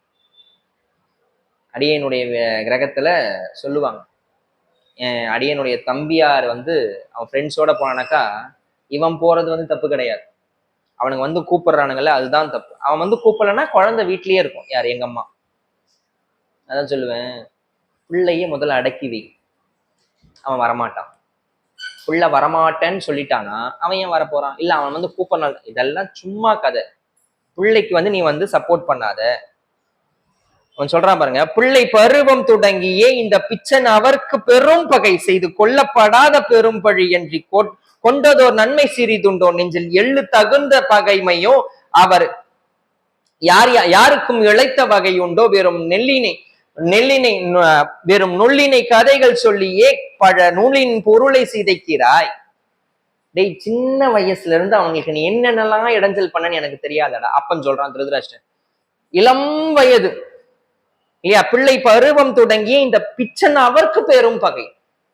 நான் பையனை திட்டுறான், இந்த பாண்டவர்களுக்கு நீதாண்டா பெரிய பகை, இதை இப்படியும் எடுத்துக்கலாம். என் பிள்ளைய கெடுக்கிறதே நீதாண்டா சகுனி, என் பிள்ளைக்கு நீதான் பெரிய பகையே. மன்னவர் நீதி சொல்ல வந்தாய் பகை மாமலை சிறிய மகுடமாம் கொல்ல சொன்னதோர் நூல் சாற்று காட்டுவாய் விண்ணில் சூரியன் போல் நிகரின்றியே புகழ் துண்ண புவி சக்கரவர்த்தியாம் உடல் சோதிடர் கொண்டு இருப்பதை தந்தை என கருதி அவரை பணிந்து சென்று கிடங்கினார். இவர் அவனுங்களெல்லாம் அழிக்க முடியாது, நீ நினைக்கிறதெல்லாம் நடக்காது, சொன்னா கேளு, வேண்டாம், இதோட விட்டுடு. துரியோதனனுக்கும் அவனுக்கும் அந்த கான்வர்சேஷன் நடக்குது. அவன் ஒத்துக்கிற மாதிரியே தெரியல. சின்னஞ்சிறு வயதிலே அவன் தீமை அவர்க்கு தொடங்கினான். அவன் என்னரும் புத்திரன் என்று எண்ணி தாங்கள் யாக தீவிலை தலை கொண்டு பசும் பொன்னை நிறைந்தனோர் பையினை மனம் போல செல்லவிட்டு வாயென்றே தந்தம் மன்னவர்க்கு காணென்று தம் உள்ளே மாண்பு கொடுத்த நல்ல. சின்ன வயசுல இருந்து எனக்கு என் பையன்றதுக்காகவே அவன் சும்மா விட்டு வச்சிருக்கான். பாண்டவர்களுக்கு சொல்றான், நீ என் பையன் அப்படின்றதுனாலவே பாண்டவர்கள் உன்னை சும்மா விட்டு வச்சிருக்காங்க. இல்லைனாக்கா நீ பண்ணதுக்கெல்லாம் இந்நேரம் என்னைக்கோ உன்னை பொட்டலம் கட்டி அமுச்சிட்டு இருப்பானு. நீ ரொம்ப தப்பு பண்ற. இவன் அதெல்லாம் கேட்கிற மாதிரியே தெரியல. ஆதி பரம்பொருள் நீ நாராயணன். அவன் நாராயணன் யாரு? திருதராஷ்டிரன் சொல்றான், ஆதி பரம்பொருள் நாராயணன் தெளிவாகிய பார்க்கடல் மீதிலே நல்ல சோதி பணாமுடி 1000 கொண்ட தொல்லரு. அவன் யார் தெரியுமா? அவன் நாராயணன், ஆதி பரம்பொருள். அவன் நீ எதுமோ கண்ணன்னு சாதாரணமா மாடு மேய்க்கிறவன்னு சொல்ற. அவன் கண்ணன் இல்ல, அவன் ஆதி பரம்பொருள் நாராயணன். அவன் 1000 யானைகள் 1000 சர்ப்பங்கள் சூழ்ந்திருக்க ஆதிசேஷன் படுக்கையிலே பார்க்கடலில் பள்ளி கொண்டு இருக்கக்கூடியவன். நீ என்ன சாதாரணமா சொல்லிட்ட? ஒரு போத தூயில் தொல்லும் நாயகன் கலை போந்து புவிமிசை தோன்றினான் இந்த சீது குவளை விழியன் என்று செப்புவார் உண்மை தெரிந்தவர். டேய், உண்மை தெரிஞ்சவன் அவன் அவதார புருஷன்னு சொல்றோம்டா, கேளுடா, அவன்கிட்ட வச்சுக்காதடா அப்படின்றான். அதெல்லாம் எனக்கு தெரியாது. 1000 கால முயற்சியில் பெற வாழும் பெரும் புயல் நாணியர் தாயினும் வயிற்றில் பிறந்தென்று தம்மை சார்ந்து விளங்க பெறுவேல் மாண்புடை என்றே போற்றுங்கான் ஒரு பேயினை வாதம் உணர்த்தியில் கண்ணன் வெற்றி பொருங்கள் பேசுவார். அவன் எவ்வளவு பெரிய லீலையெல்லாம் செஞ்சிருக்கான் தெரியுமா? பால லீலை, கண்ணனுடைய லீலையெல்லாம் சொல்றான். அவன் எவ்வளோ லீலையெல்லாம் செஞ்சிருக்கான் தெரியுமா? எப்பேற்பட்ட ஆள் தெரியுமா? நீ ஏன் அவனை போய் பகச்சிக்கிற? எனக்கு புரியல, அதெல்லாம் தவறு இல்லையா அப்படின்னு துரியோதனன் கிட்ட சகுனி கிட்டையும் திருதராஷ்டிரன் சமாதானம் பண்ணிக்கிட்டு இருக்கான். ஆனா இந்த சமாதானத்தை அவன் ஒருபோதும் கேட்கறதா இல்லை. கொல்லும் நோய்க்கு மருந்து செய்போதிலும் கோடும் வெம்மை தாய்க்கு பீனங்குன்றே சொல்லும் தீவிலை மருத்துவன் தன்னை சோர்விதல் போல தன் தந்தை சொல்லும் வார்த்தைகளில் ஒரு நேமியும் கூட கேட்கிறேன் கல்லும் ஒப்பிட்ட தந்தை விளக்கும் கட்டுரைக்கு கடுஞ்சினமுற்றான். இதெல்லாம் கேட்டவனே மருந்து சாப்பிடுறது எவ்வளவு கஷ்டமோ அது போல அவனுக்கு இருக்கான். ஒரு தாய் மருந்து குழைச்சு கொடுத்தா அது எவ்வளவு கசப்பா இருக்குமோ அது போல இருக்கும். அவன் சொல்லிட்டான் ஒரே வார்த்தை, இங்க பார், நான் சொல்றது நீ கேட்கறதா இருந்தா நான் உயிரோட இருக்கேன், இல்லையா நான் பிணமாக இருக்கிறேன். என் பிணத்தின் மீது எழுந்து நின்று நீ ஆட்சி செய். அவ்வளவுதான், முடிச்சிட்டோம். இதை கேட்டவுடனே அவனால அதை திருதராஷ்டிரனால அதை ஜீரணிக்க முடியல. ஐயோ, என் புள்ளை இப்படி சொல்லிட்டானேன்னு அவனுக்கு பொறும்புது மனசு. சரி, என்னடா செய்யணும்? நான் சொல்றத நீ எழுது அப்படின்னா. நான்லாம் எழுத மாட்டேன், நீ எழுதுன்னா. வேகமா துரியோதனன் ஓலை எடுத்தான், எழுதணும். மண்டபம் காணவாரீர் மகிழ்ச்சிக்கு சூதாடலாம்னு எழுதணும். என்னடா பண்ணணும்? நீ கையெழுத்து போடு. சரி, கையெழுத்து நான் போட்டு, அதாவது உன்னால நான் இந்த தப்பை செய்யறேன் அப்படின்னு சொல்லி கையெழுத்து போட்டு அரசாங்க சீல் முத்திரை குத்தி கையில வாங்கிக்கிட்டான். உடனே சகுனி கேட்டான், இப்ப இதை கொண்டு போய் யார் கொடுக்கறது? நானே கொடுக்குறேன்னா. நீ கொடுத்தாலாம் அவன் வரமாட்டான். உங்க சித்தப்பன் விதுராழ்வாரை விதுரனை கூப்பிடு. ஏன்னா அவர் தானே இப்ப அமைச்சர். சித்தப்பா விதுரன் அமைச்சர் கூப்பிடு. யார் கூப்பிடணும்? அப்பா கூப்பிடணும். திருதராஷ்டிரனையே கூப்பிட சொன்னான். கூப்பிட்டு இதை கொண்டு போய் பாண்டவர்கள்கிட்ட கொடு. அதை ஓலையை வாங்கினோடனே அவன் படிச்சான். மண்டபம் காணவாரீர் மகிழ்ச்சிக்கு சூதாடலாம்னு இருக்கு. பக்கத்துல சகுனி இருக்கான், துரியோதனன் இருக்கான். விதுரன் சொன்னா, நான் இது தப்பு, இது தர்மம் கிடையாது. நீ பண்றது அநியாயத்தினுடைய உச்சம். நீ ஆரம்ப காலகட்டத்துல இருந்து அவங்களை ஒழிச்சு கட்டணும்னு முடிவு பண்ண. என்னென்னமோ, ஏன்னா அதெல்லாம் விதுரனுக்கும் தெரியும், பீஷ்மருக்கும் தெரியும். என்னென்னமோ பண்ண, எல்லாத்தையும் அவனுங்க தாங்கிட்டானுங்க. இப்ப ஏதோ அவனுக்கு கொஞ்சம் சந்தோஷமா இருக்கானுங்க. அது உங்களுக்கு பொறுக்கலையா? இது நியாயமா? இது தர்மமா? உடனே திருதராஷ்டிரன் சொன்னா, இங்க பாரு, இதை கொண்டு போய் நீ குடு. வராது அவன் இஷ்டம். ஒருவேளை வராமையே போயிட்டானா நமக்கு சந்தோஷம், வந்துட்டானா அப்புறம் நடக்கிற கதையை அப்புறம் பார்க்கலாம். என்னமோ நீ சொல்ற, நான் எடுத்துக்கிட்டு போறேன். நேரா எடுத்துக்கிட்டு போறாரு. இந்திரபிரஸ்தம் போனாரா, அங்க என்ன நடக்குது, மறுபடியும் அவங்க சூதாட வந்தார்களா என்பதையெல்லாம் வருகின்ற அடுத்த வகுப்பிலே பார்க்கலாம் என்று கூறி, இதுகாரும் கேட்டமர்ந்த உங்கள் அனைவருடைய திருவடிகளுக்கு பல்லாண்டு பாடி நிறைவு செய்கிறேன். பல்லாண்டு பல்லாண்டு பல்லாயிரத்தாண்டு பல கோடி 100,000 மல்லாண்டு தின்தோள்மணி வண்ணானின் சேவடி சுகத்திற்காப்பு அடியோமோடும் நின்னோடும் பிரிவின்றி 1000 பல்லாண்டு வடிவாயின் வளம் மார்பில் வாழுகின்ற மங்கையும் பல்லாண்டு வடிவார் சோதி வளந்துரையும் சுழாழியும் பல்லாண்டு படைப்போர் குக்கு முழங்கும் அப்பஞ்சன்யமும் பல்லாண்டே. நன்றி, வணக்கம். வருகின்ற 20/4/25 நாளன்று ஞாயிற்றுக்கிழமை காலை 10 மணி முதல் 12 மணி வரை இங்க நிகழ்ச்சி நடக்க இருக்கு. நிகழ்த்துபவர் செய்கிழார் சேவடிப்பொடி திருமுறை மாமணி சிவத்திரு மகாதேவன் ஐயா. தலைப்பு திருவருட்பிரகாச வள்ளல் திருவாய் வளர்ந்தருளிய தெய்வமணி மாலையினுடைய பேச்சு இருக்கு. வருகின்ற 22/4/2025 செவ்வாய்க்கிழமை மாலை 7 மணி அளவிலே திருநங்கை முனைவர் சிவ உமையாள் அம்மா அவர்கள் மருத்துவ உடல் அந்த படிப்பு, அவங்களுடைய தலைப்பு பாம்பன் சுவாமிகள் கொண்டாடிய குமரேஸ்வரன் சுவாமிகளினுடைய வாழ்வும் முருக பக்தியும் ஞான வாழ்வும் என்கின்ற தலைப்பில் திருநங்கை முனைவர் சிவ உமையாள் அம்மா அவர்கள் பேச இருக்கிறார்கள். எல்லாரும் வந்திருந்து அந்த பேச்சை கேட்கணும் அப்படின்றது அடியனுடைய விண்ணப்பம். நன்றி, வணக்கம்.